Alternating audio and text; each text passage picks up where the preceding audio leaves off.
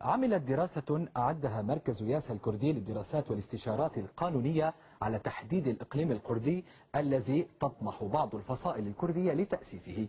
يمتد هذا الإقليم من قرية عين ديوار التابعة لمدينة ديريك في محافظة الحسكة في أقصى شمال شرق سوريا ليصل إلى الحدود التركية، ويمتد إلى أقصى الشمال الغربي إلى لواء الإسكندرون.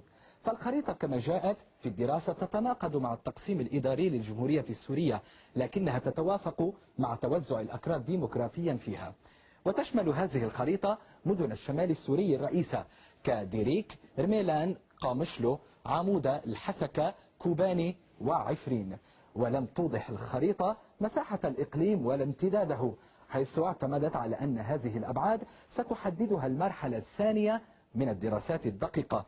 ولكن وحسب الدراسة دائما فإن مساحة الإقليم ستكون أكبر من مساحة دولة مثل لبنان.